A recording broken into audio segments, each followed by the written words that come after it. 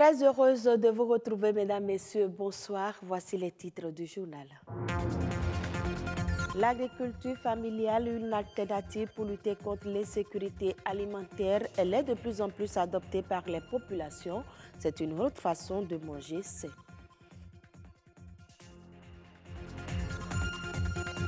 L'orientation académique est importante pour un choix de carrière réussi. De nombreux diplômés peinent aujourd'hui à se décider une fois leur sésame obtenu.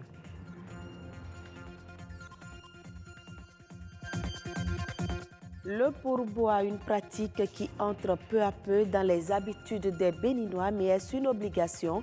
Le sujet a fait l'objet d'une enquête.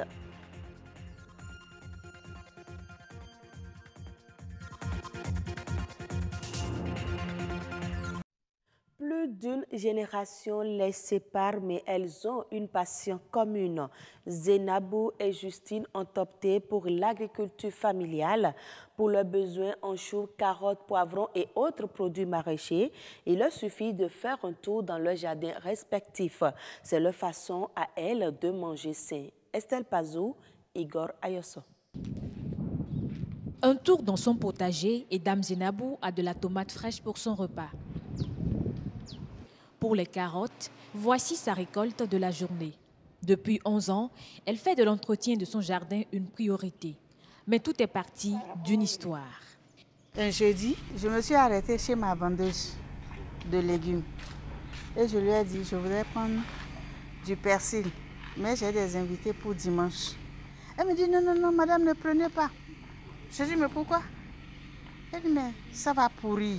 Tout est à base d'engrais maintenant. C'est depuis ce temps-là, ça fait un tic dans ma tête. Je dis, mais non.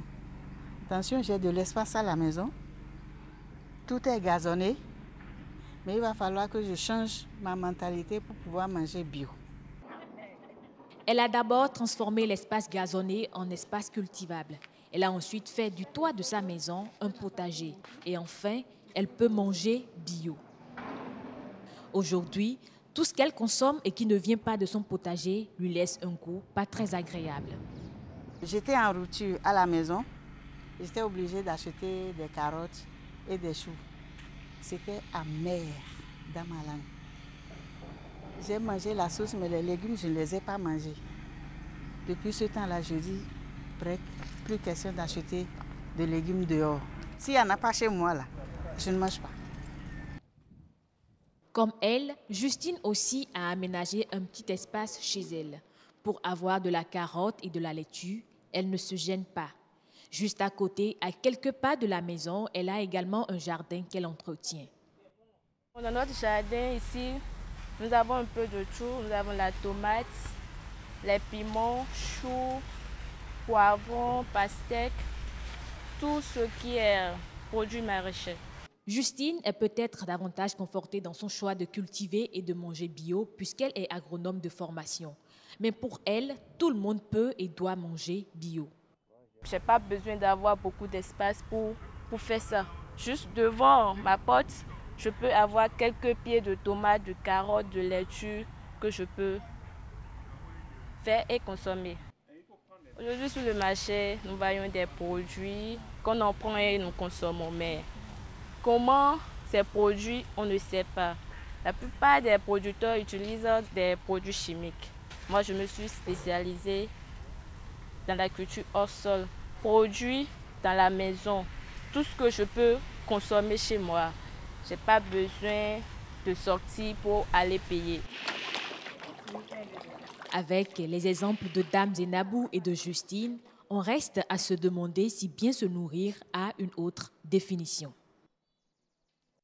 Je l'annonçais dans les titres, après les études, de plus en plus de jeunes se retrouvent dans la difficulté du choix de la carrière. Certains se conforment au choix de leurs parents, d'autres au groupe qu'ils fréquentent.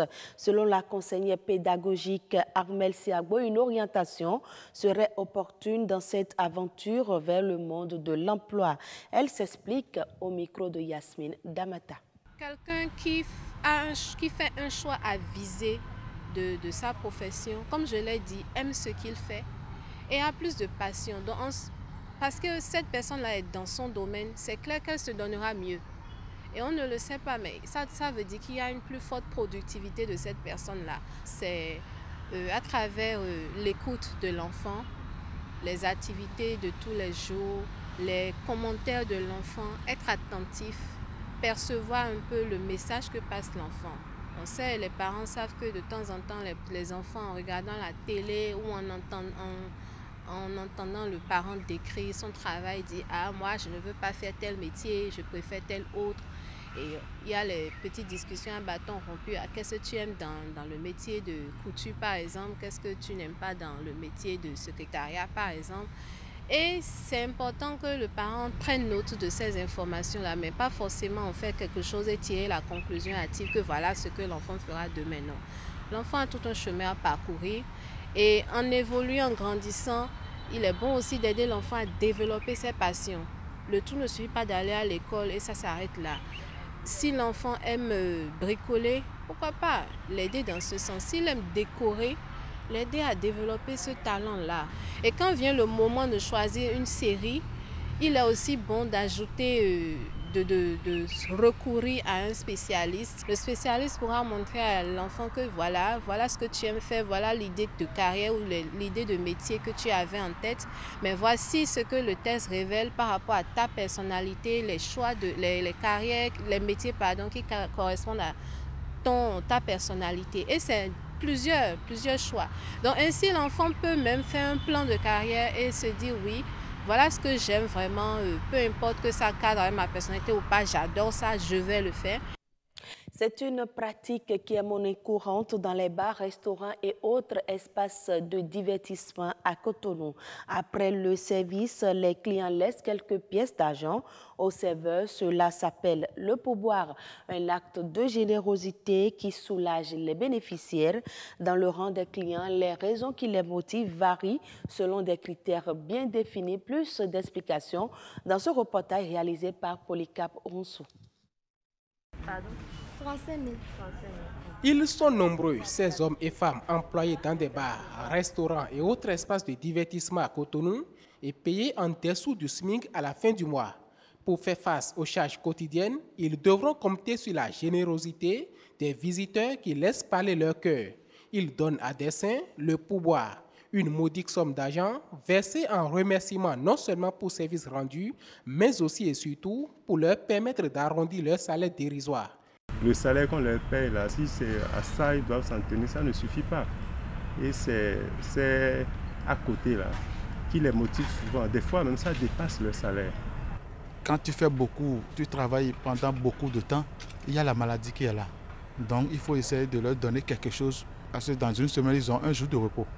Donc s'ils sont conscients de leur santé, c'est des gens qui, quand tu auras repos, tu pourras aller à l'hôpital pour te faire soigner. C'est dans ça qu'il faut leur faire quelque chose. Le montant varie entre 50 et 500 francs CFA. Pour en bénéficier, les serveurs et serveuses devront compter avec les exigences de certains clients. Quand ça dépend de la manière aussi on t'a accueilli. Il y a les servants, vous voyez, ils ont des émotions, des humeurs bizarres aussi. Des fois, même avant de partir, on ne dit tu n'auras rien parce qu'elle n'a pas bien servi, n'a pas bien servi. On se dit, bon, toi, tu n'auras rien. Et qu'on attend même pour prendre tout avant de partir. Geste de sympathie, de charité, volontaire et surtout facultatif, le pourboire s'érige progressivement en une obligation de nos jours. Les potentiels bénéficiaires usent de stratagèmes pour forcer la main aux visiteurs. Les hommes avertis décodent facilement le message. Dans certains contextes, vous avez toujours un petit casier qui est là. Et la jeune femme ou bien le jeune homme vous sert bien. Et quand on vous demande la facture, on vous amène ça dans ce petit cela. Et ça vous rappelle bien que vous allez laisser quelque chose aussi. Donc, moi, je suis devenu très habitué quand je vois cet instrument-là. Quand je prends ma facture et je paye, je laisse quelque chose. À la question de savoir s'il faut légaliser le pourboire en République du Bénin, comme c'est le cas dans certains pays, les avis restent divergents. Pour moi, non. Parce qu'il faudrait que je prends mon cas, je le fais selon mon consentement. Donc il faudrait que ça soit quelque chose, ça soit une obligation, quoi. On peut légiférer là-dessus et on va gagner deux choses. La personne, la serveuse ou le serveur a une motivation plus accrue. Et celui qu'on sait sera encore beaucoup plus à l'aise. Quelques petites blagues et ça met tout le monde à l'aise. À côté d'un simple geste de générosité, certains clients se cachent derrière le pourboire pour développer bien d'autres comportements déviants à l'égard des serveuses. Si certaines confessent qu'elles résistent, d'autres se laissent facilement prendre au piège. Hors du Bénin, le Ghana et la Côte d'Ivoire vont encadrer conjointement les exportations de cacao en 2019 et 2020. Les deux pays vont adopter une position commune en ce qui concerne la quantité et le calendrier des exportations. Cette stratégie vise à désengorger le marché mondial et faire remonter les cours mondiaux de l'or brun qui ont chuté en 2017 de 40%. Cette baisse a engendré un casse-tête financier pour les deux pays qui fournissent 60% du tonnage global, alors que le Ghana arrachera de 400 000 hectares de cacaoyers infectés par le Swollen Shoot. La Côte d'Ivoire devrait concentrer ses opérations sur 300 000 hectares. Ainsi se referme ce 19h45. Mesdames, Messieurs, merci à vous de nous avoir suivis.